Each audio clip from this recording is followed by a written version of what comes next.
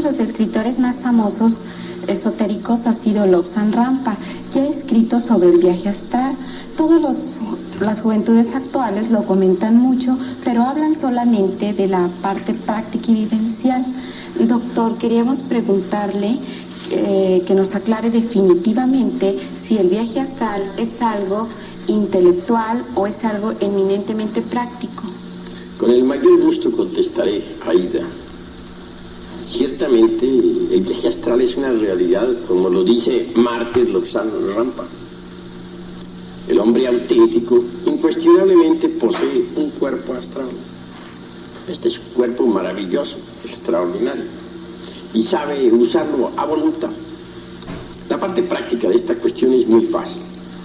Hallándose uno en un estado de transición existente entre vigilia y sueño, suavemente puede levantarse de su lecho con gran naturalidad.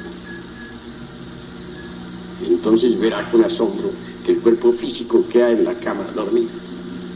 Ya fuera de la forma densa, uno puede viajar a través del espacio, dirigirse a otro planeta, investigar los misterios de la vida y de la muerte, ponerse en contacto con los seres inefables, etcétera, etcétera, etcétera. En todo caso, lo importante sería aprovechar el estado de transición existente entre la vigilia y el sueño, y al levantarse, hacerlo con gran naturalidad. No se trata de levantarse mentalmente o intelectualmente, como dices tú, sino realmente. Lo que estoy diciendo debe traducirse en hechos. Obviamente, durante el estado de transición existente entre vigilia y sueño, las conexiones que unen el cuerpo astral al cuerpo físico quedan sueltas. Y por lo tanto, al levantarse en ese momento, se producirá el desprendimiento del astral. Este libre puede viajar a través del espacio, y dentro de él mismo, indubitablemente, estará la conciencia. Así pues, conscientemente podemos viajar a través del espacio estrellado. Esto es muy fácil. Es cuestión únicamente de poner atención al estado existente entre vigilia y sueño. Eso es todo.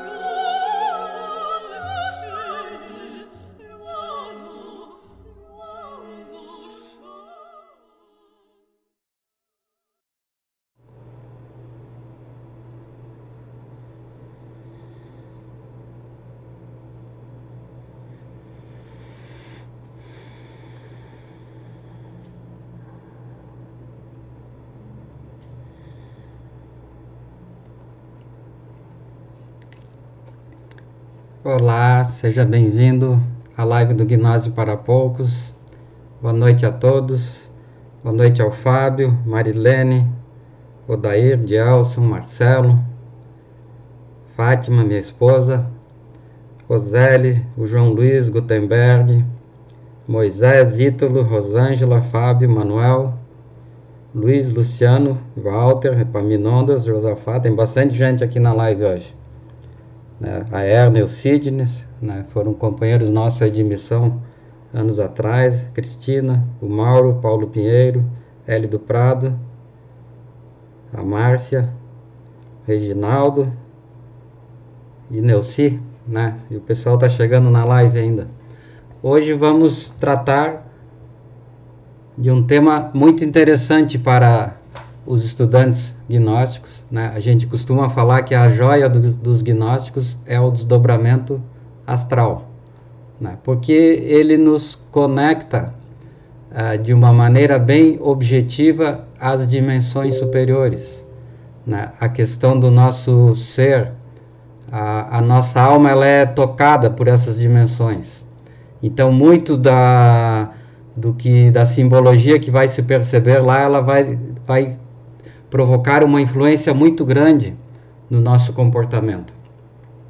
A gente sabe também que os mestres, a gente acabou de ver o vídeo do mestre Samael, ele sempre realçou a necessidade do desdobramento astral. E o mestre Rabolu seguiu na mesma linha com a questão da tarefa.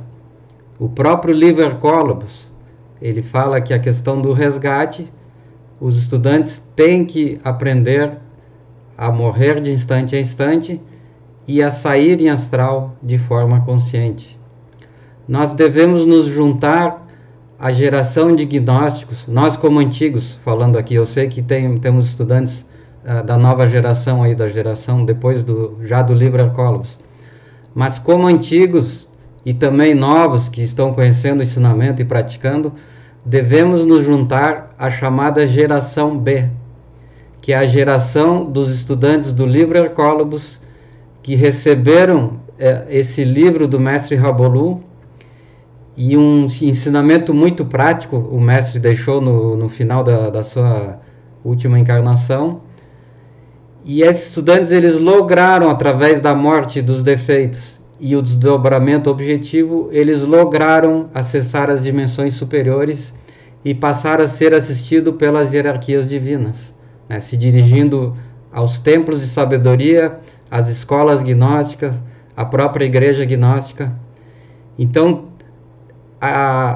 no futuro, existirá uma só geração de gnósticos, que é a geração, podemos dizer, C. Se nós falarmos como geração a geração dos estudantes que estavam ou vivenciaram a época dos veneráveis mestres Samael e Rabolu, geração A, antes do ano 2000, antes do encerramento da nova ordem. Geração B é a geração que conheceu a gnose e através do Liber Colobus e também foi se tornando prática, que conheceu esse ensinamento. Mas vamos colocar a geração B também como os estudantes que conseguiram dar essa tarefa internamente, né, os novos. Geração C, ela junta todos os estudantes gnósticos que se tornarem objetivamente práticos, sejam antigos, novos que estão agora em contato com a gnose e os estudantes do Liber Colobus que já estão despertando internamente. Então essa é a nossa tarefa. É algo difícil?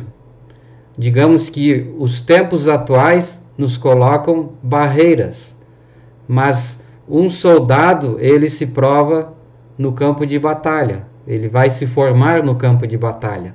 Então nós temos, diante das dificuldades e com toda a bagagem de conhecimento que já temos, nós temos que transcender essas dificuldades e nos tornar estudantes práticos. Não há mais tempo a perder. Nas lives anteriores, nós falamos, ocorreram 2 lives anteriores, né? A primeira tratou da questão dos aspectos do coração, o caminho do coração. Então aprendemos a acender as energias ao nosso coração, a nos tornar mais leves, a ter sentimentos superiores, trabalhar sobre as emoções negativas, né? Em síntese, em base, foi isso tratado naquela primeira live. Na segunda live, enfocamos a necessidade de estar em estado de dianoia, que é o estado de vigília, de consciência, de não estarmos hipnotizados ou adormecidos. Então vejam que são temas complementares, né? Dianoia também tem a ver com a questão do coração, de desenvolver o cardias. E o desdobramento astral, ele tem a ver com os 2 temas anteriores, porque a gente precisa desses estados, desses sentimentos superiores para nos tornar práticos no desdobramento astral. E qual é o primeiro aspecto que a gente enfoca no desdobramento astral? Né? Se nós observarmos o ensinamento deixado tanto pelo mestre Samael como o mestre Rabolu. O desdobramento astral, ele se inicia durante o dia. A prática do desdobramento astral, ela vai se iniciar durante o dia. Por quê? Porque o mestre Rabolu e o mestre Samael, eles deixaram uma técnica chamada o saltinho. E esse saltinho é quando nós nos deparamos com algo raro, algo diferente. Ele, para ser executado, nós precisamos estar em dianoia. Isto é, nós precisamos estar com a nossa consciência ativa, atuante. Ela não pode estar hipnotizada, adormecida com algo. Não. A gente precisa estar naquele estágio de recordação de si mesmo, de autoobservação e ficar em alerta novidade. Esse já é o processo de colocar a consciência em atividade, para que isso já se reproduza à noite. Por isso os mestres ensinaram essa técnica do saltinho. Então nós, ao vermos algo diferente, algo parece que não tínhamos notado, ou uma situação que alguém nos coloca, um objeto, a gente prontamente dá um saltinho com a intenção de flutuar. Não pode ser um saltinho mecânico aí, que mecanize a prática, ou que comece a saltar o tempo todo, não. Tem que provocar o estado de alerta ou novidade, tem que estar em estado de vigília. Também se pode puxar o dedo, né? Por quê? Porque puxar o dedo imaginando que ele vai esticar também, sempre com esta intenção. Porque na dimensão astral não existe a lei da gravidade, por isso se dermos o saltinho aqui com a intenção de flutuar, ao repetir isto lá, nós vamos flutuar de fato, porque não há a questão da gravidade nessa quinta dimensão, a dimensão astral. E puxarmos o dedo, o corpo astral, ele é muito dútil ou elástico. Então, ao puxar o dedo, de fato, ele vai se esticar, ele vai se alongar como uma borracha, o dedo. E aí a consciência, ela se dá conta que aquilo não é o físico. Esse é o choque que ocorre naquele momento. A consciência precisa atuar. E ela vai atuar à medida que a gente vai praticando. Não adianta, essas lives, elas não têm objetivo de teorias. Na verdade, a gente procura sintetizar o ensinamento e o resto é com nós nos tornarmos elementos práticos. Outro aspecto durante o dia, que tem a ver com a nossa mente, é a concentração. Temos de estar concentrados naquilo que estamos fazendo.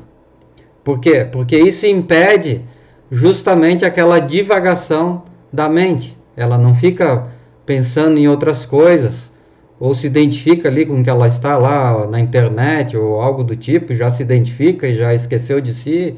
Não, a concentração no que se faz já é um elemento auxiliar à questão do estado de vigília, né, desse estado de dianoia.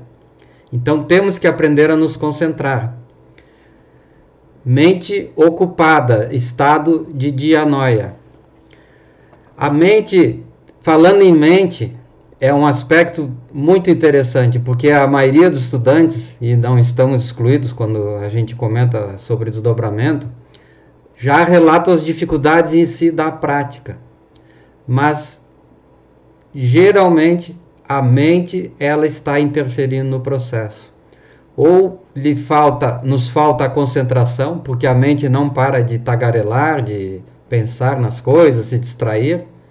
Resultado da distração do dia, né? Isso já estou colocando durante a prática. Então, uma mente ativa, muito ativa durante o dia, se reproduz à noite. Então, temos que pôr atenção a esse aspecto da mente. O desdobramento, ela é uma prática ligada ao cárdias. Comentamos já isso em outras lives, ao coração. É uma faculdade do coração. A mente, ela não interfere aí. Então, a gente tem que aprender até a deixar a mente de lado. O intelectualismo, ele vampiriza, essa é a palavra, né? Como que suga. O intelectualismo, ele suga os poderes do coração. E então a pessoa se desenvolve intelectualmente, tem muito conhecimento, leitura, fala de tudo, sabe de tudo, mas perde as faculdades do Cárdias. E também, lembrando, o mestre Samael, ele relata que antigamente a humanidade tinha essas faculdades mais desenvolvidas, né? O ser humano, ele via os elementais da quarta dimensão, os gnomos, ele conseguia ter desdobramentos conscientes, mas ele diz que na Idade Média como que se perdeu esse poder, ou até se foi tirado esse poder, porque o ser humano precisava aprender a extrair conhecimento de forma física, como que um aprendizado físico, saber se manifestar de forma física, se relacionar, conviver com as pessoas, desenvolver habilidades, a inteligência, o trabalho. Ele precisava dessa experiência física até para o próprio trabalho da autorrealização do ser. Mas passou essa fase. Agora as hierarquias, elas trabalham intensamente por despertar os estudantes, né? Desde que o mestre Samael quebrou os selos da gnose, a gnose contemporânea que vivemos a partir dos anos 50, as hierarquias, elas lutam para que a humanidade recupere esta faculdade. E já que perdemos a faculdade e temos dificuldades na questão do Cárdias, temos esse intelectualismo, a mente nos atrapalhando a todo momento, e como que não deixa dar esse salto maior, o mestre, ele recomenda uma prática que ela se junta, no nosso entender e de muitos irmãos antigos que temos contato, ela se junta à morte e o desdobramento. Vamos dizer que ela se une para que essas práticas possam ocorrer perfeitamente, que é a prática da meditação. A meditação, ela nos coloca em contato com as partes superiores.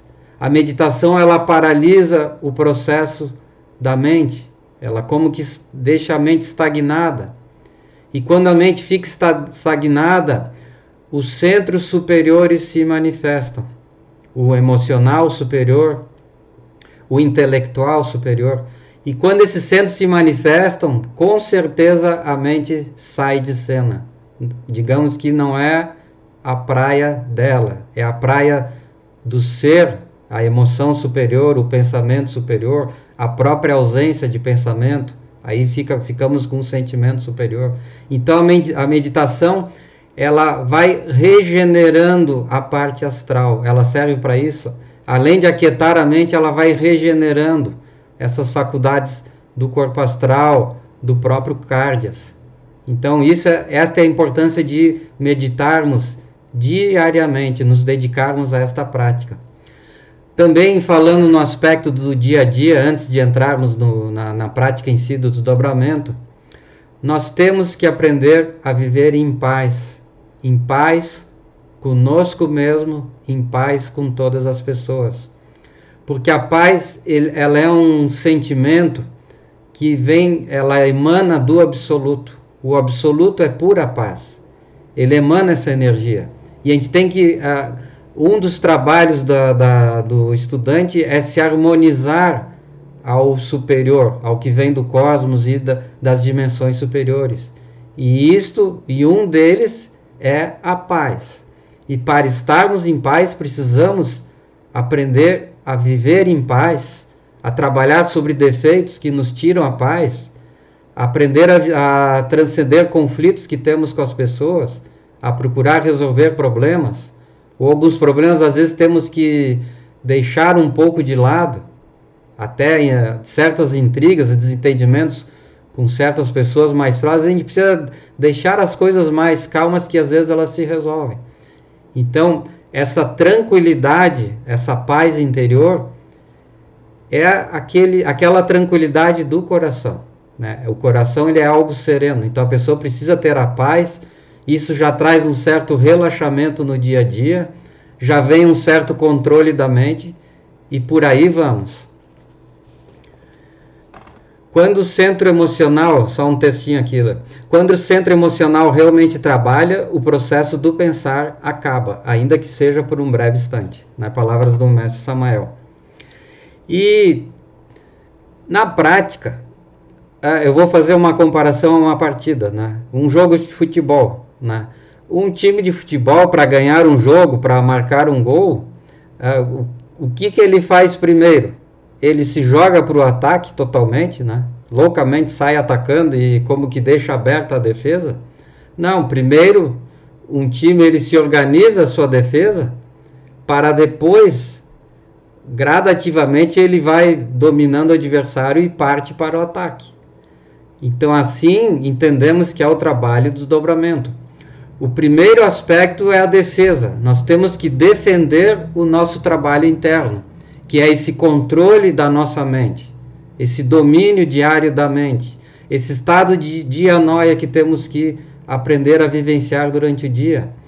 Esta prática do saltinho, que ela deve ser uma constante, porque o desdobramento ele deve ser um treinamento constante, até que nós logremos nos tornar totalmente práticos.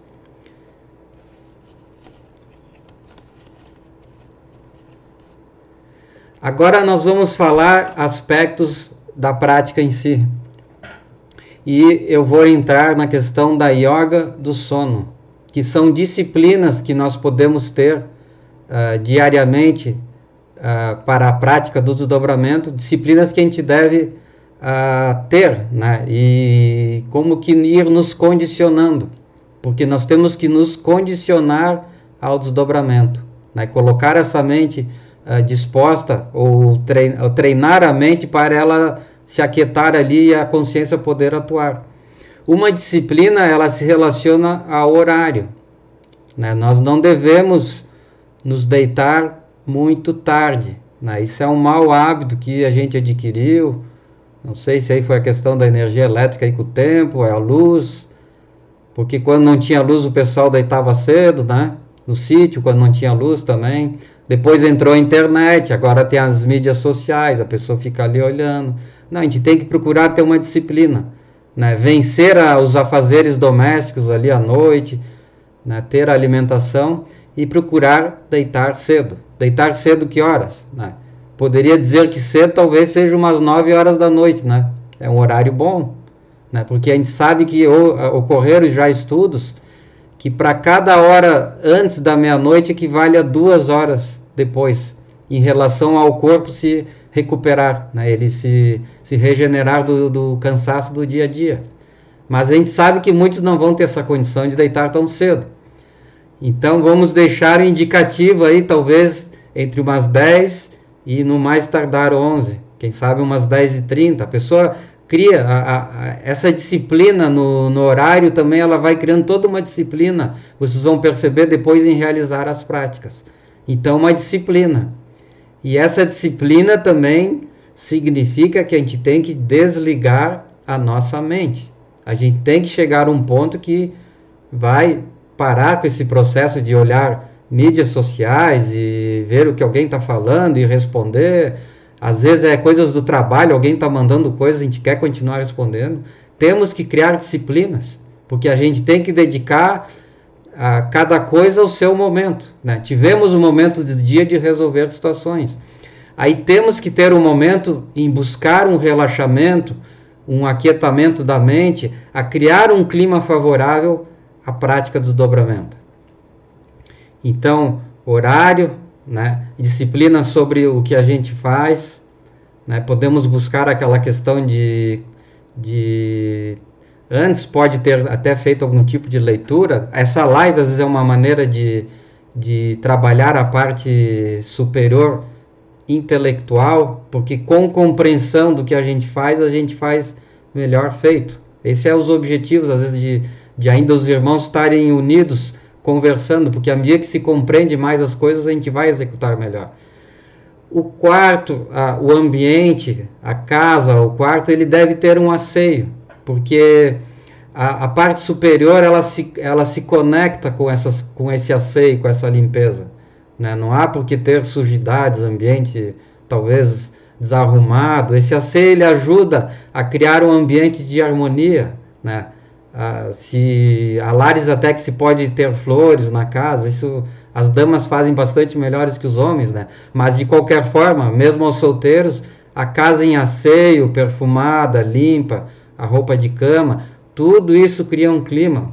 O mestre Wiracocha, por exemplo, ele cita que é favorável a questão dos incensos, aqueles incensos tipo pedra, a benjoinha, né, a mirra, algum tipo de incenso também ele traz um aroma que cria uma espiritualidade para nós. Então a gente tem que ir criando essa espiritualidade. E por último, antes de falar também da questão da prática em si, falando da yoga do sonho, do sono, a alimentação. Porque a alimentação à noite, ela deve ser leve. Por que deve ser leve? Porque ao nós praticarmos, o corpo ele não pode estar sentindo esse peso da digestão, que o fígado está sobrecarregado, que nós sentimos pesado, aí já ficamos sonolentos. Não, a gente tem que criar hábitos alimentares favoráveis. Isso é um atributo do estudante, à medida que ele avança no trabalho sobre si, ele vai mudando um pouco a sua alimentação, porque ele precisa favorecer o trabalho. E o chakra hepático, ou melhor, o fígado, ele tem um chakra, que é hepático no caso, né, que se relaciona com a faculdade do desdobramento. Então a gente precisa ter um fígado desopilado, né, um fígado leve, né, não está sobrecarregado. Então é importante a alimentação mais cedo, não ser pesada. Se a pessoa vai dormir depois, ela pode fazer um lanche mais leve. A gente não vai entrar em que comer aqui, acho que é uma questão muito individual da pessoa ir sabendo refinar a sua alimentação e os alimentos. Agora vamos entrar num aspecto da prática em si, né? O mestre Samael falou, desdobrar é muito fácil, concorda? Desdobrar é muito fácil, ele colocou isso, né? O mestre Samael sempre um grande incentivador, porque ele diz que desdobrar é questão de dominar aquele processo, perceber o processo da saída, é vigiar a saída, o processo em que vamos adormecer, vigiar a saída do corpo, né? É um processo de vigília. Então ele diz, desdobrar é fácil, mas temos que praticar. O mestre Samael praticava muito. Claro, ele tinha poderes, faculdades, mas ele sempre foi muito prático. E o mestre Rabolu na mesma linha, né? Recordamos que uma vez o mestre Rabolu falou assim, hoje eu saio astral ou não me chamo Joaquim Amortegui. E saiu, né? Pode ser que alguém já fez esse desafio, pode até não ter saído, mas eu garanto que depois houve uma repercussão favorável, porque a vontade, esse ímpeto de fazer as coisas corretamente, isso sempre repercute favoravelmente. É disso que se alimenta a nossa consciência, a nossa alma, de ações positivas, favoráveis em prol de algo. Com o tempo, as próprias partes internas elas vão nos orientando a fazer da forma mais correta. Isso é natural, as hierarquias também vão atuar nesse sentido. Então, eu primeiro agora vou passar uma arte aqui, que é uns mantras, que é o uso dos mantras, que foi a técnica que o mestre Rabolu também deixou no livro Arcólogos. O uso desses mantras, como eles são pronunciados, depois nós vamos dar sequência aqui à nossa fala. Então eu vou passar o vídeo nesse momento.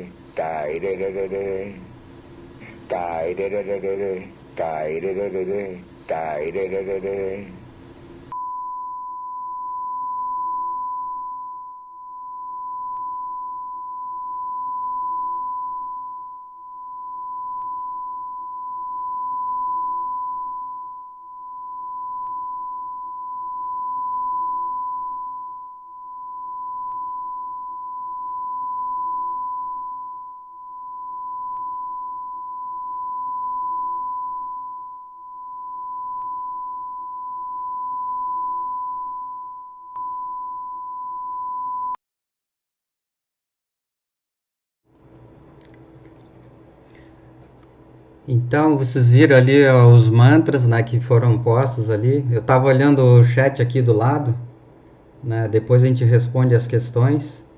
A Rosélia ali comentou do Líbano também, esses incensos de pedra eles são bons, né? A paz interior, o Neucio comentou sobre a paz interior, é muito importante, porque a gente precisa ter tranquilidade na hora da prática, né? E isso aí é o que vai nos manter ali, a concentração é não nos desesperar, não nos exaltar, né? Eu vou aprofundar melhor isso. Nós temos detalhes ou defeitos que nos atrapalham naquele momento. Então eu falava de defesa e ataque, né? A defesa era você preparar o clima para fazer a prática. O ataque vai ser o momento de você lograr o desdobramento, né? Então aí nós temos que marcar aquele gol, né? Que é a saída, é despertar no astral. Esse é o ataque. Os mantras, vocês perceberam, colocando antes ali, agradecendo ali o Gutenberg, né? Quem está ali deitado ali é o Gutenberg, ali que está aqui na live que eu vi, né? O Gutenberg, ele fez o desdobramento, mostrou o processo, né? Eu até brinquei com ele que o cachorrinho dele já estava em astral ali dormindo, né? Mas o Gutenberg mostrou, foi muito bom o vídeo porque ele mostrou o processo de desdobramento. E vocês viram ali o som entre mantras, que é o som, né, da pineal, não é o som próprio da pineal, né? Eu procurei representar o som da pineal, que dentro de nós é aquele som agudo semelhante ao canto do grilo, né? É como se tivesse vários grilos cantando dentro de nós. dentro do cérebro, né? Esse é o som da pineal. O mestre Samael fala que existem 7 diferentes tons desse som. 7, a gente até pode também fazer práticas procurando escutar a nossa pineal e perceber que ela vibra alguns tons diferentes ali. Eu já consegui escutar uns 3 ou 4 ali. O mestre Samael, ele, né, como se diz, bastante objetivo, ele chegou a escutar os 7 tons da glândula pineal. E essa glândula pineal é a glândula do desdobramento, ela é a glândula do ocultismo, das ciências ocultas. Esta glândula, ela se relaciona com as glândulas sexuais, né? A potência sexual se relaciona com o desenvolvimento da glândula pineal, né? E se indica a necessidade da castidade, dá aos casados o trabalho com arcano, a não termos as caídas, né?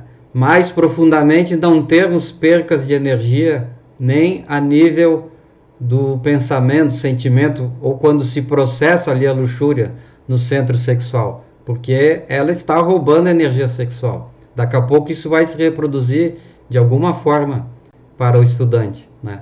Pode ser uma poluição noturna, aí pode ser que outro defeito, aí uma explosão de ira, né? Um desgaste de um centro leva a outro, e aí a máquina vai se desequilibrando. A gente precisa ter a máquina humana equilibrada. Ali na mantralização, então, o estudante faz o que ele vai fazer? Ou melhor, eu vou explicar um pouquinho o que nós fazemos e juntando um pouco com a prática em si, né? Até como muitos já são há alguns anos já praticam, podem extrair o que é ensinamento já que nós temos e alguns que eu vou passar, que é o que eu faço, não é que tem que ser feito, né? É só exemplificando a disciplina que a gente busca seguir para procurar lograr o desdobramento. O que eu faço? E também muitos estudantes eu sei que fazem, porque a gente tem esse contato com irmãos antigos aí. Essas mídias proporcionam esse tipo de contato, né? Inclusive no próprio grupo e extra-grupo. Nós procuramos deitar nesse horário nobre que chamamos, que é entre 10 e 11, ou 10 e 30, ou antes que seja. E ao acordarmos à noite, na madrugada, né, a partir já da 1 da manhã, alguns até colocam o relógio aí para despertar. Nós não fazemos isso, que a gente, talvez por hábito, a gente procura acordar naturalmente, depois que o corpo tenha já descansado, tá? Porque a gente também tem uma carga de trabalho durante o dia. Mas ao acordar, nós não fazemos a prática na cama. A gente sai da cama e vai para outro ambiente fazer uma prática. A pessoa pode ir no banheiro, tomar uma água, que seja, mas vai para outro local e nós temos por costume fazer uma prática antes de meditação, que é uma prévia.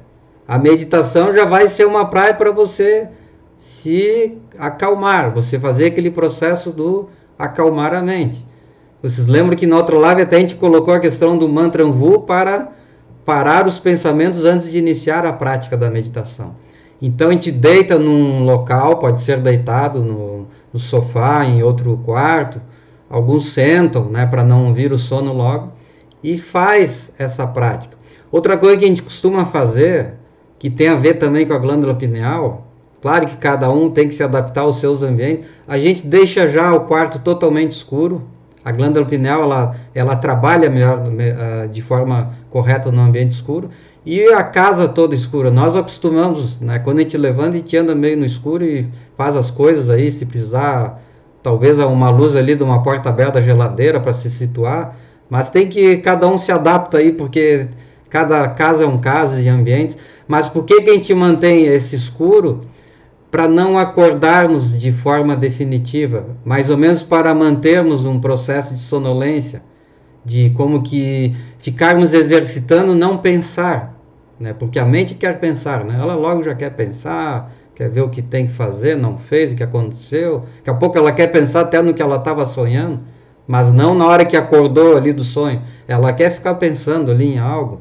Não, a gente tem que fazer exercício. Esse exercício de não pensar é muito bom quando se acorda à noite. Por isso que a gente recomenda irmos à meditação.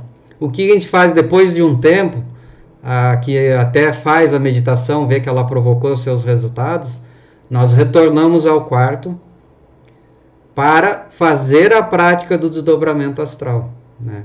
E isso pode ser o horário que seja ali, nós procuramos não olhar o horário, às vezes é 3 da manhã, 4 da manhã, às vezes pode estar quase perto de amanhecer, mas é importante. Por que a gente faz nesses horários? Talvez essa pergunta pode surgir. Por que não faz ao deitar? Deve-se fazer uma prática ao deitar, né? Qualquer que seja, o mestre deixou as práticas, são bastante válidas. Mas ao deitar, tanto o corpo como a mente, eles estão bastante, às vezes, agitados, ou o corpo está como que cansado. Então, talvez ao deitar pode-se buscar um relaxamento, uma concentração no coração, sabe? Eu estou dizendo assim que é mais difícil, às vezes, você captar o processo de dobramento ao deitar, do que quando você acorda já descansado e faz esse preparatório para a prática. Então, essas práticas da madrugada, elas têm muita chance de lograrmos resultado. Então, nós retornamos agora já à cama, buscamos uma posição cômoda. O relaxamento ele é sempre anterior às práticas, então a gente tem que aprender a relaxar parte a parte do corpo, porque o corpo ele não pode ser obstáculo naquele momento.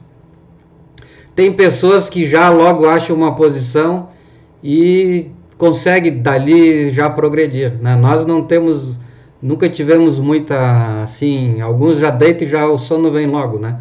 Nós às vezes leva um tempinho ali para ir produzindo sono e dormir. Então normalmente a gente deita mostrando essa figura aqui, a gente deita em decúbito e fica ali alguns minutos, por um tempo prudente, fazendo a prática.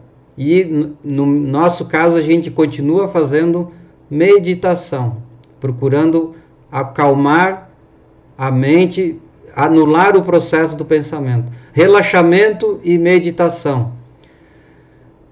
Por quê? Porque nós não vamos ficar em decúbito, né? Particularmente, eu não consigo dormir em decúbito. Algumas vezes durmo em decúbito, talvez mais cansado, mas às vezes no sofá também, fazendo uma prática, eu durmo. Mas na cama, nós viramos. A gente dá uma virada para um lado e depois uma virada para o outro. Daí já é a situação que o corpo vai buscar realmente o sono. Repito, a gente está descrevendo o que fizemos, mas cada um vai buscar a sua disciplina.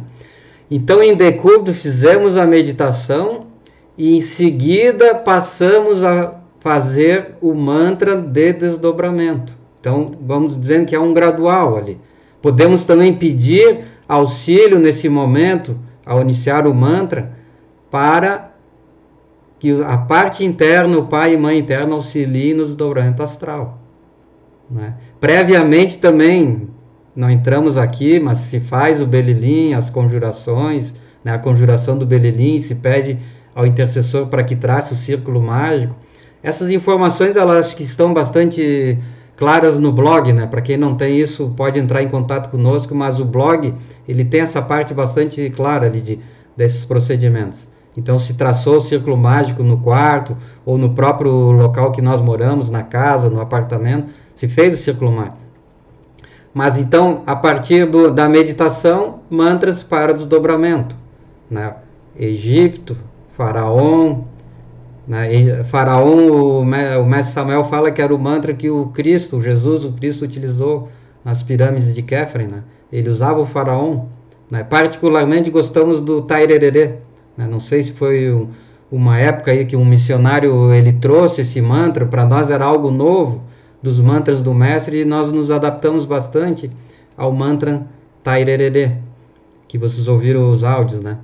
E também o Egito é um mantra que gostamos de usar, mas começamos a mantralizar em decúbito, viramos para um lado, mantralizando mais um tempo, depois viramos ao outro lado, mantralizando. Aí tem um momento que você vai ter que imobilizar o corpo físico, ele não vai mais poder estar para lá e para cá, virando para lá e para cá, porque a gente tem que aprofundar na prática.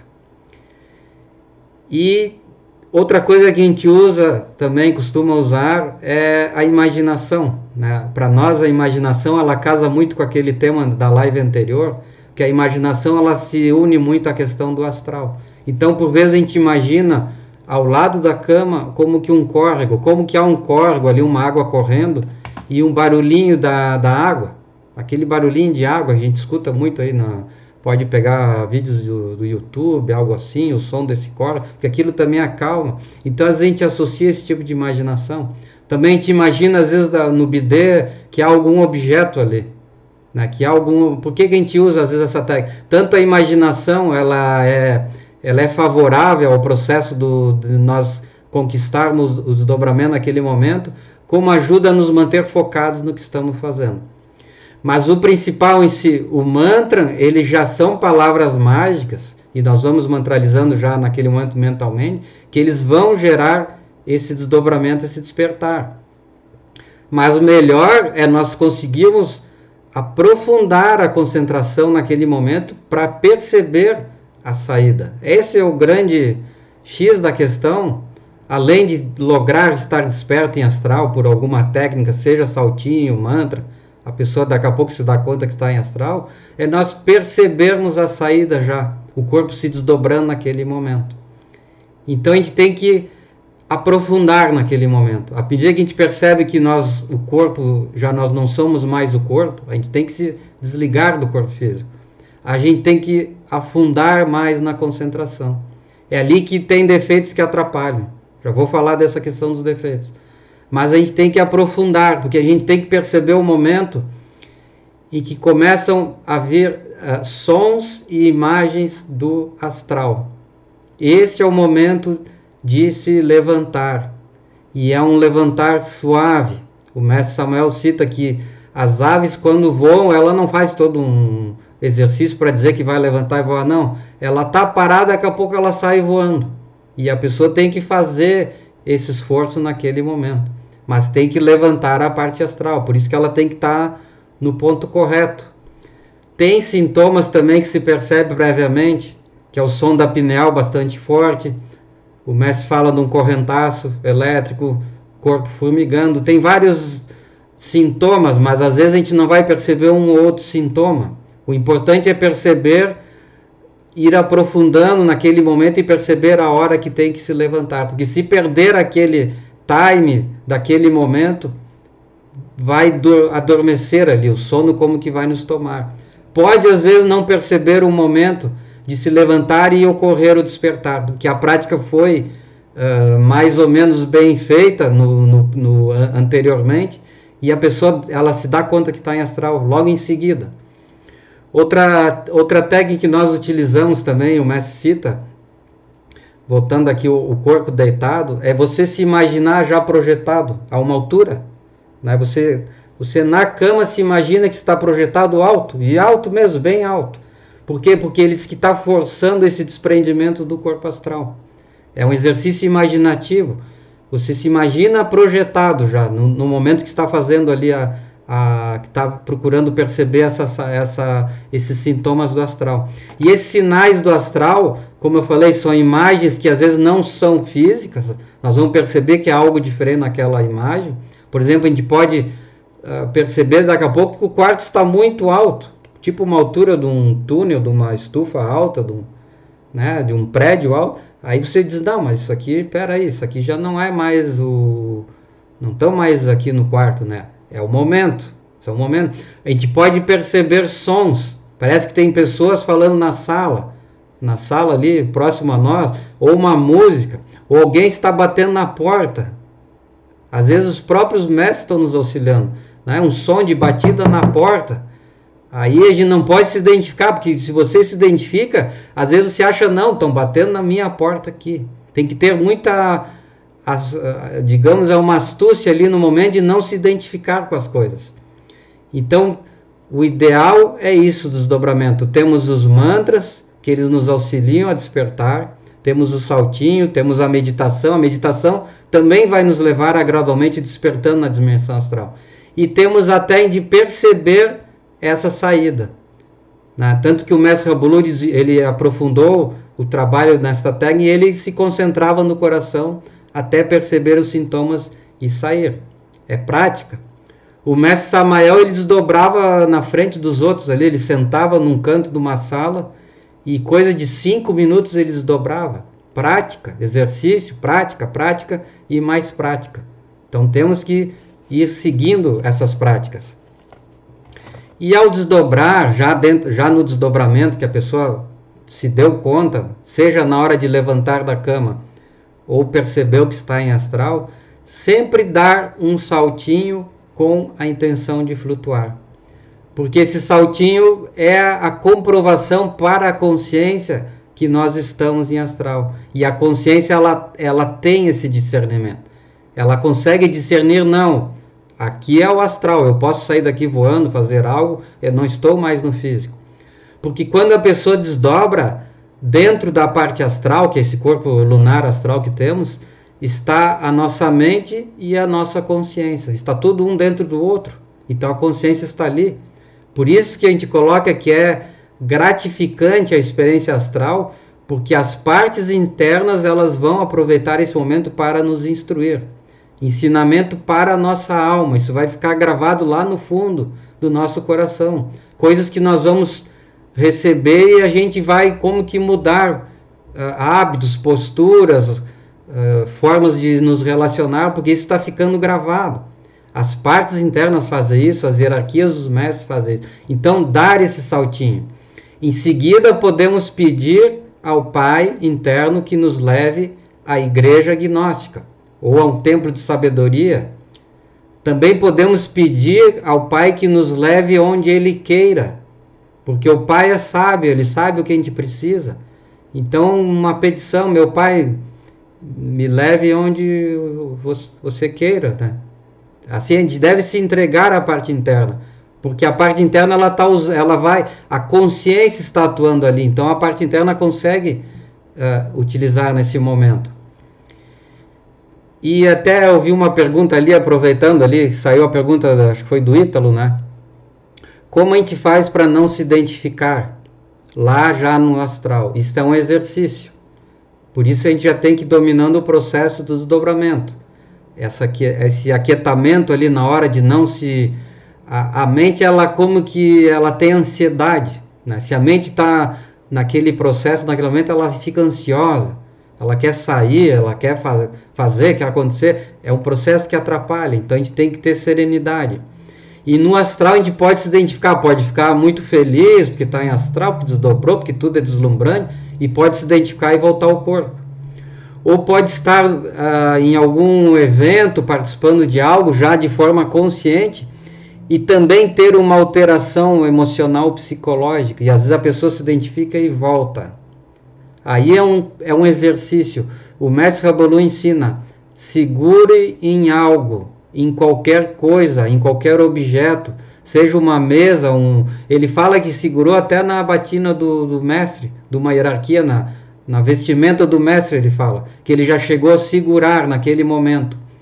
Para quê? Para que o corpo não voltasse, daí passava aquela alteração psicológica, ele conseguia se manter consciente. Então tudo isso é um treino.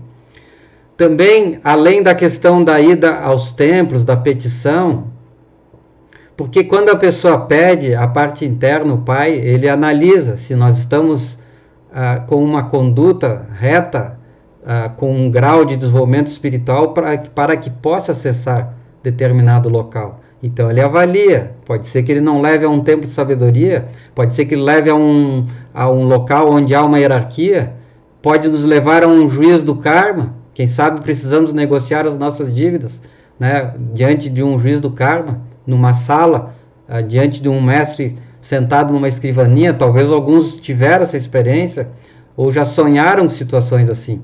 Os juízes do karma, eles analisam a nossa situação, e mediante o nosso trabalho, eles veem o que dá para ir fazendo para nos ajudar. Então podemos ter isso.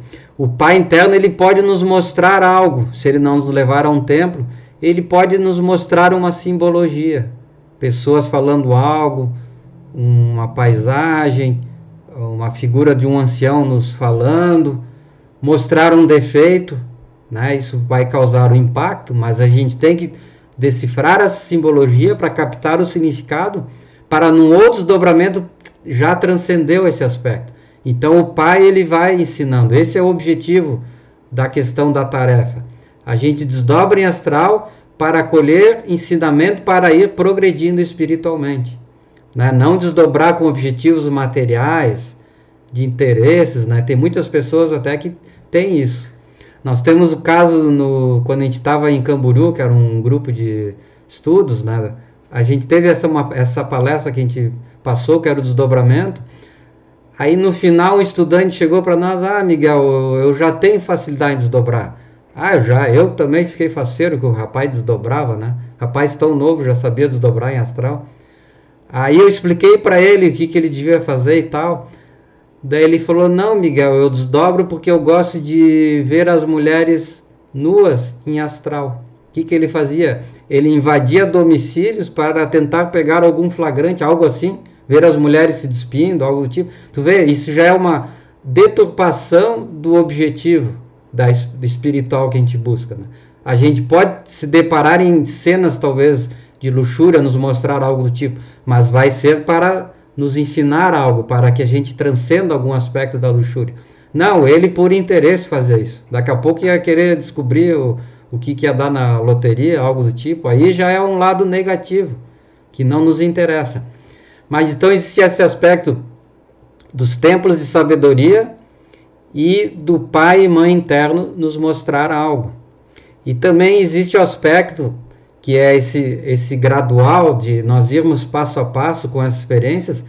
Nós podemos invocar as hierarquias. E o mestre Samael de sempre foi muito enfático. Ele diz que prontamente ele atende uma invocação, baseado numa reta conduta. Ele gosta de enfatizar isso, mas ele atende, ele vai buscar atender, porque ele quer nos ajudar a desenvolver. E o mestre Rabolu colocou a tarefa, um dos aspectos também é invocar o mestre Rabolu em astral. Então a gente invoca os mestres, a gente tem que perder o medo dessas coisas de fazer, porque os mestres, eles são nossos amigos, eles são irmãos, eles são companheiros, eles também passaram por todas as dificuldades que nós temos, seja com os nossos defeitos que não nos deixam progredir, seja essas dificuldades de estar em astral. Eles são irmãos da senda. Talvez nós os conheçamos até de outras encarnações, né? O mestre coloca que somos almas antigas, então às vezes eles já nos conhecem, eles sabem talvez quem é a nossa parte interna. Bom, também não importa, mas eles são amigos de forma verdadeira. O mestre Samuel sempre falou isso: eu sou vosso amigo, eu quero vos ajudar. Então a gente invoca de uma maneira muito sincera. Já no astral a gente procura um local, talvez aí saia ali, se tem um burburinho ali, um movimento, saia um lugar mais reservado e invoca a hierarquia. Invoca de uma maneira com o coração. Igual alguém chama o pai e mãe, né? Quando a gente era pequeno a gente falava pai, mãe, pai, né?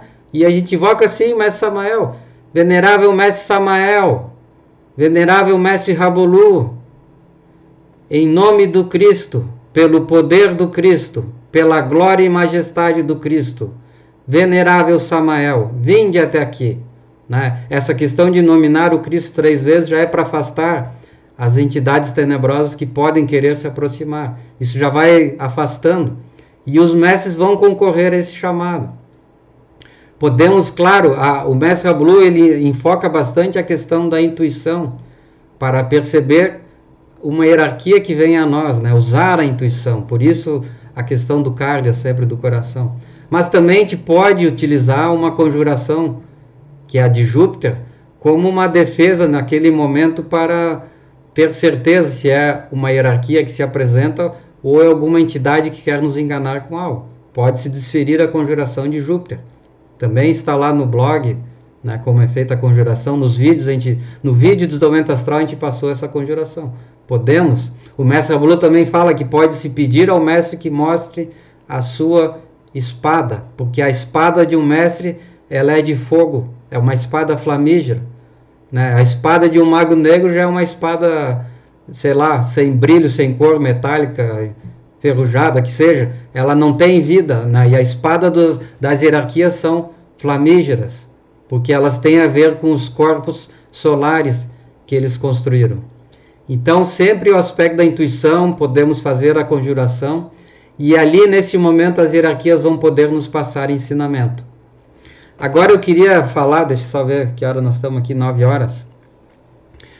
Eu queria falar um pouquinho sobre defeitos que atrapalham a prática, porque os defeitos são terríveis, né? Assim como a mente é dispersa, o ego, ele quer tirar a sua casquinha, né? Ele quer atrapalhar, ele quer ficar incomodando. Porque ao ego não interessa que a gente domine essa técnica. Ele quer continuar usando os sonhos para viver aquela mecânica diária e quer que a gente continue desequilibrado. O ego sempre quer continuar fazendo o que ele faz e se alimentando. Ele não quer nada de espiritual superior. Esse assunto aí que nós estamos falando nem interessa para ele, né? Então os defeitos atrapalham e eu vou dar uma pinceladinha neles, né? Por exemplo, a preguiça. A preguiça é uma das que mais nos tomam, né? Porque com facilidade a gente pode estar praticando à noite e já quer dar uma viradinha de lado e dormir novamente. Ou a pessoa diz que tem dificuldade de acordar à noite, que sente muito sono, está muito cansado. Então a preguiça, ela é danada. Ela como que quer nos enganar ali, como que nos lubridiar e fazer com que a gente desista, né? Só falta ela dizer, não, desiste aí que tu não vai conseguir nada. Essa é a preguiça. Aí temos o defeito da cobiça. A cobiça tem dois aspectos, né? Primeiro, a cobiça material. A cobiça material é aquela que a gente almeja a questão dos bens, a questão da profissão. Nós queremos como nos diferenciar, às vezes, no que fazemos e adquirir. Às vezes, pela cobiça, a gente não tem o estado adequado para praticar, porque a gente se esgotou. A gente fisicamente emocionalmente está esgotado para a prática. Então a cobiça material, ela nos atrapalhou a prática em si.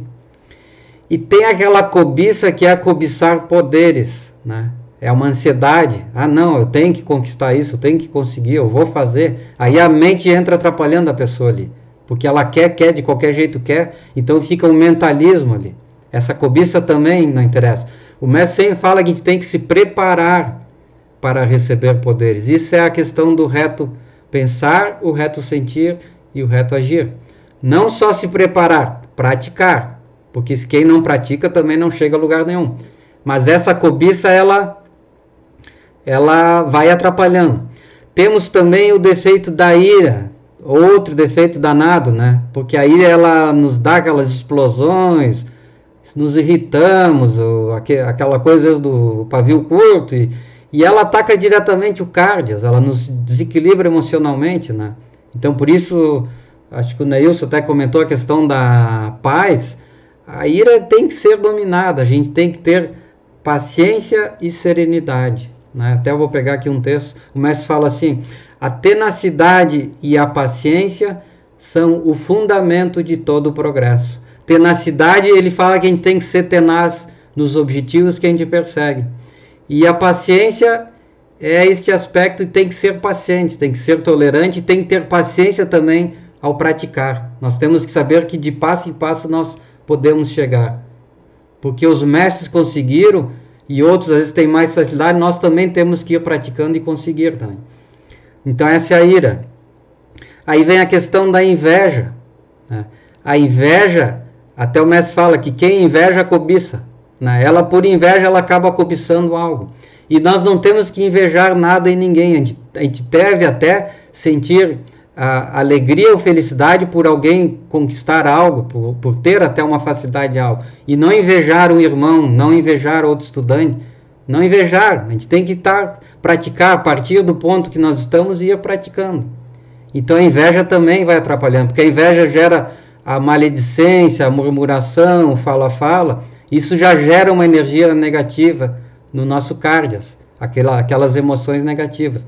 Temos também o defeito do orgulho, né? A pessoa teve um desdobramento, já se acha, como é que se diz, a última bolacha do pacote, né? Porque desdobrou, ou porque consegue, e o outro talvez diga que não tenha tanta facilidade. Não serve para nada. Ou por orgulho a gente pode dar com a língua nos dentes, começa a falar alguma coisa aí de sonho, contar experiências internas que são para o estudante. né? O mestre fala que a gente não precisa estar contando porque a maioria das experiências são para nós mesmos. Lógico que eles tinham consciência do que podia e não podia falar, eles usavam até a questão dos sonhos para nos ensinar, mas a pessoa não precisa utilizar dessa forma e ter orgulho, porque aquele que logo dá com a língua nos dentes, daqui a pouco ele também, as hierarquias podem lhe punir e até lhe tirar por um tempo essa facilidade ou essa capacidade de conseguir um desdobramento. E tem também aquele orgulho que é a baixa estima, que a pessoa acha que não consegue, que não dá, que não sei o quê, e justificativas mil, e deixa de fazer o que deve fazer, né? Essa prática ela é sempre passo a passo, a gente tem que ir vendo onde é que tem que ir corrigindo as coisas e por aí vai o trabalho. Tem a questão da gula, que eu já tinha falado da questão da alimentação, mas a gula, ela desequilibra a máquina, porque ela sobrecarrega o fígado, e o fígado sobrecarregado e a própria gula tem a ver com os apetites sexuais, com as paixões, e de paixão já vem uma explosão de ira, e assim vai indo. A pessoa ela está em desequilíbrio, porque ela não está controlando essa questão da gula. Então veja que a gula vai atrapalhar lá depois a prática do desdobramento. Ou você cedeu naquele dia, já durante o dia ela se exaltou aí na alimentação, se identificou com a comida, uma comida boa, e vai atrapalhar o desdobramento. E tem o aspecto da luxúria, porque a luxúria é aquele aspecto que eu falei da castidade. Se a gente não desenvolve a castidade, a glândula pineal ela não se fortifica.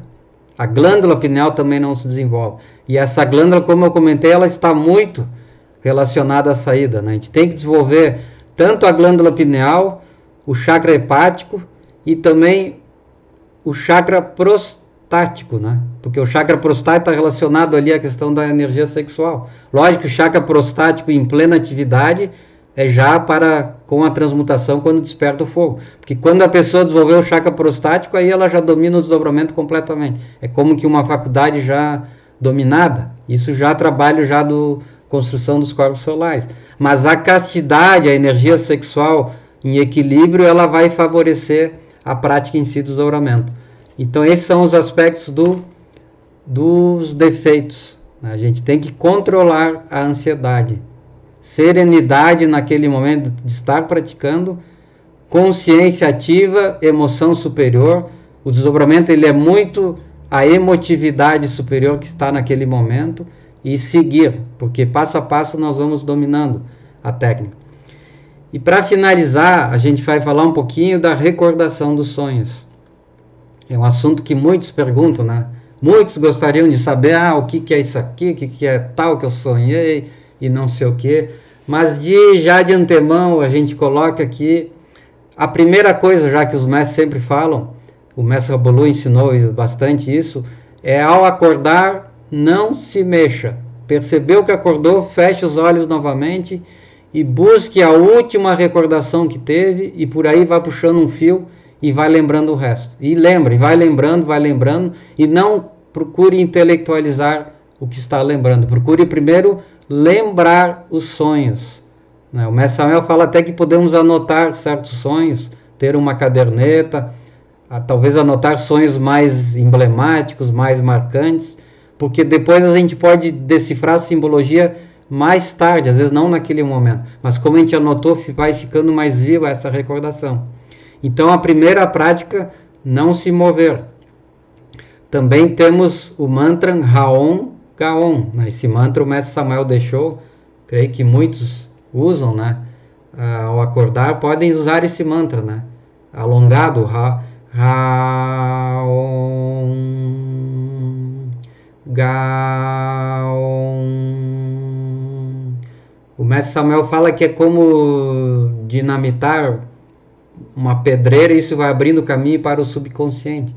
Mas é muito a disciplina ali do momento do que vamos estar recordando, né? Assim, se vai recordar logo, se vai usar o mantra, isso é muito particular às vezes. E em questão a simbologia, né? Tem várias, a principal para nós, assim, ao nosso ver, o mestre Rabolu sempre falou, é a intuição, né? Com intuição a gente percebe o que foi passado, né? Às vezes não na hora, às vezes um pouco depois, às vezes talvez ocorra uma cena diária que nós, num estado já de dianóia ou mais alerta, a gente cria uma conexão com o sonho. Às vezes já num outro dia, não é naquele dia em si.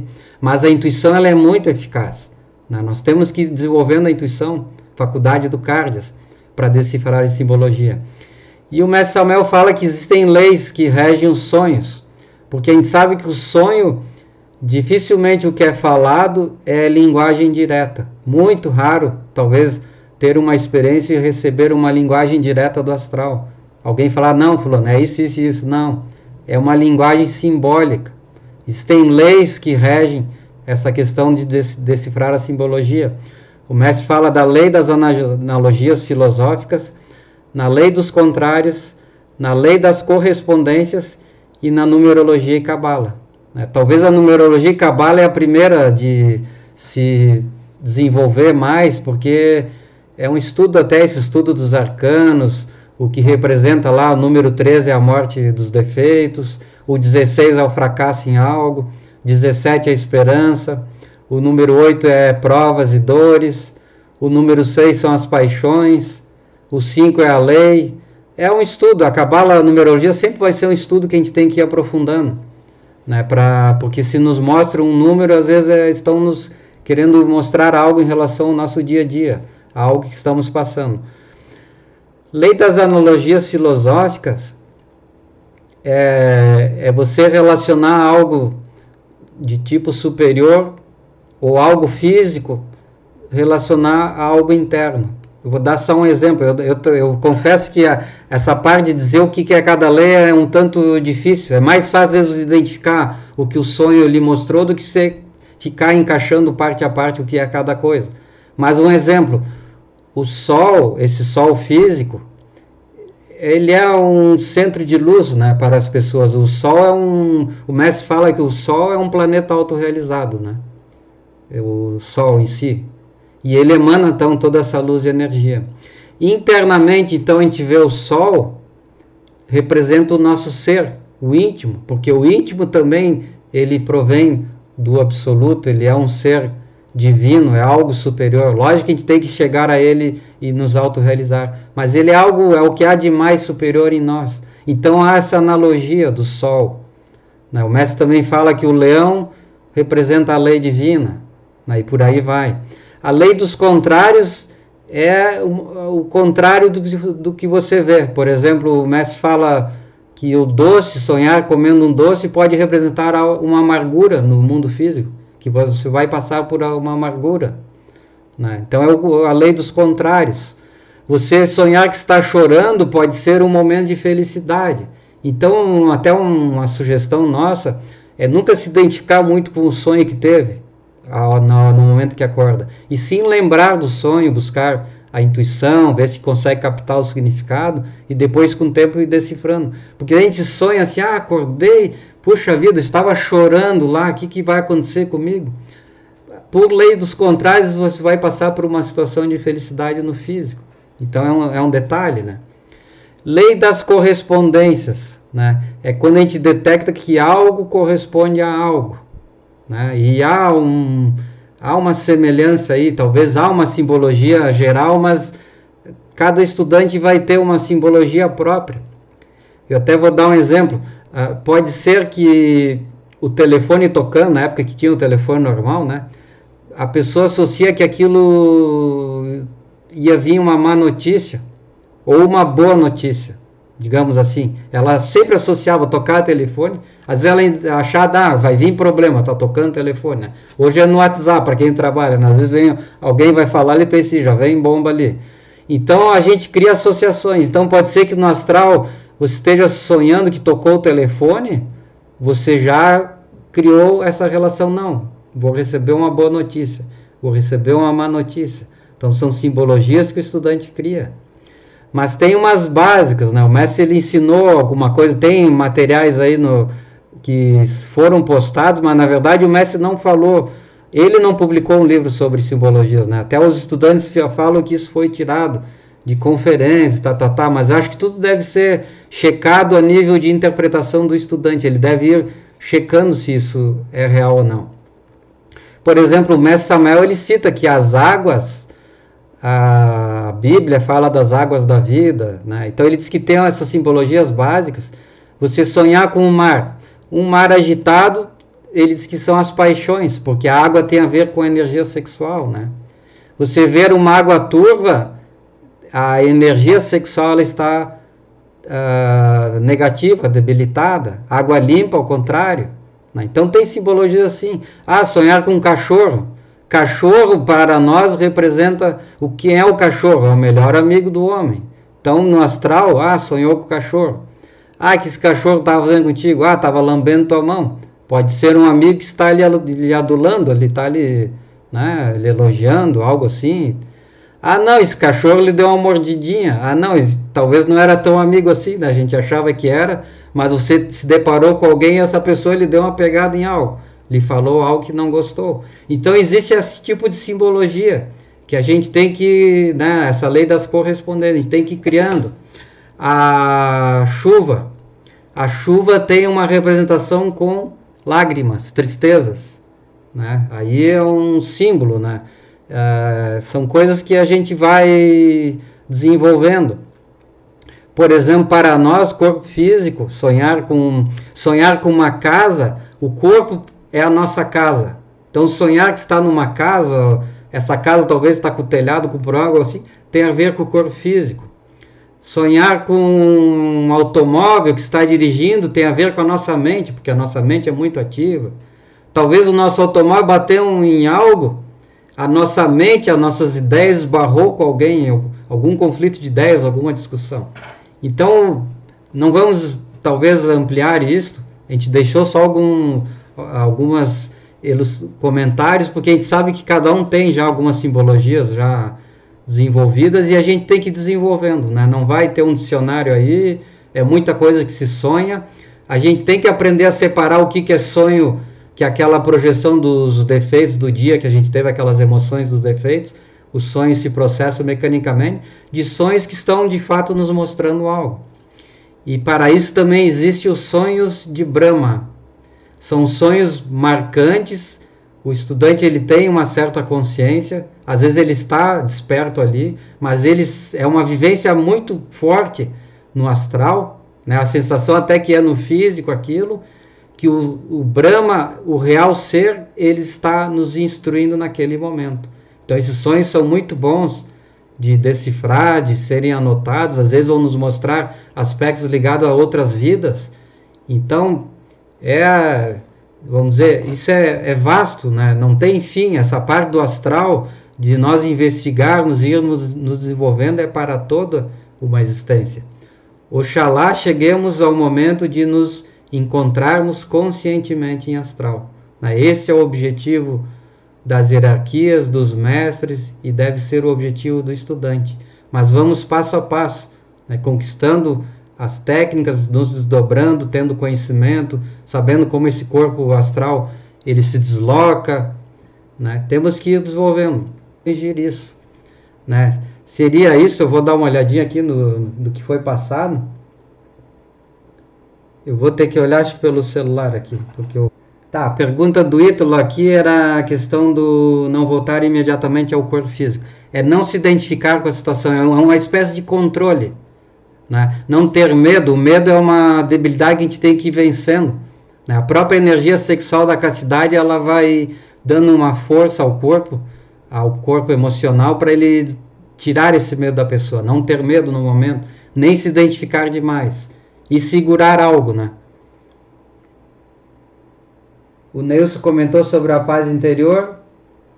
O Ítalo falou sobre a dificuldade em deitar em decúbito, né? Eu acho que muitos têm essa dificuldade. O Cristo praticava em decúbito, né? Com as pernas dobradas, né? Com as pernas dobradas em V, né? Ele tinha essa prática, né? Aquela prática que tem os astecas, tem aquele monumento, né? Que o Chacmol, acho que está deitado dessa forma, né? Mas é um exercício, tem pessoas que já conseguem dormir nessa posição. A Márcia perguntou sobre a paralisia do sono, que a pessoa parece que está numa estática, parece que ela não vai conseguir fazer nada. É aí que a pessoa tem que aprofundar ela tem como que afundar naquele momento, que isso é um estágio. Parece que a pessoa não consegue se mexer. Ela tem que afundar e passar também a imaginar, ou perceber o momento de desdobrar, ou também imaginar que está naquilo que eu falei, que sentia o corpo já numa altura maior. O mestre Samuel também, ele fala assim, imagine-se um gás sutil, como que uma fumaça que se levanta na hora. Então, porque o astral ele tem que se desencaixar do corpo físico, ele tem que se desprender. Então esse momento ele é a chave. Então a gente tem que passar esse momento. Não é ruim que há essa paralisia, isso é um sintoma do desdobramento. A gente só tem que ter a tranquilidade de ir à frente, a gente tem que ir indo à frente. A gente não pode ficar parado ali por essa situação, porque senão a gente perde o momento e perde a prática às vezes.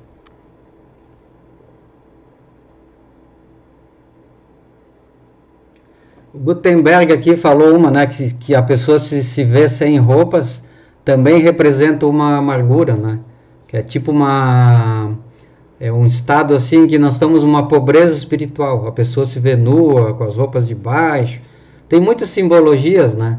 No processo de doença. Então há muita simbologia. A gente tem que ir decifrando isso aí tudo.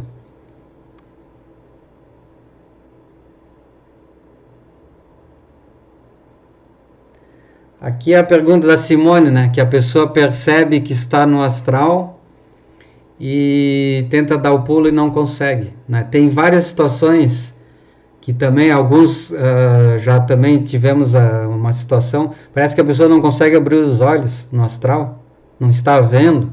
Ali às vezes é um ensinamento também que estão nos passando. Ou também já em astral, ali, conforme a Márcia comentou, já às vezes desdobrados, parece que a pessoa não consegue ir para lugar nenhum, não acha lugar para sair para a rua, algo do tipo. Isso também são ensinamentos que estão buscando nos mostrar algo.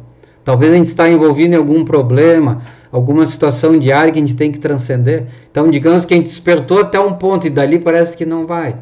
Assim também o saltinho ali, tudo é um aprendizado, né? Nem sempre vai ser igual. A gente depois tem a experiência e transcende aquilo. Daqui a pouco parece que volta, mas o importante é ir avante, é ir tendo as experiências.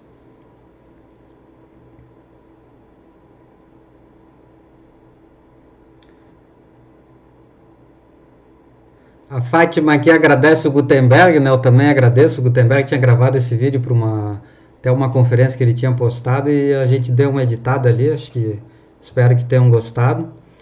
E são 9h28, né? Essa live ficou um pouquinho mais longa, esse assunto é bastante longo, né? E se ficar alguma dúvida, vocês podem deixar postado. Agora eu descobri onde é que fica o chat, né? Esse chat vai ficar online para quem ver essa live depois. E também, se alguma coisa a gente não viu ali no momento ali a pergunta, a gente procura responder no grupo. Então seria isso. Esperamos que tenham gostado, né, que a gente crie esse hábito, que a gente não perca essa oportunidade de praticar diariamente e que tenha ânimo, né? O trabalho ele se baseia muito no ânimo que o estudante tem. Então a gente tem que estar sempre se automotivando, perceber esse ânimo que as partes internas nos passam, e à medida que a gente também logra algum resultado, isso vai nos animando.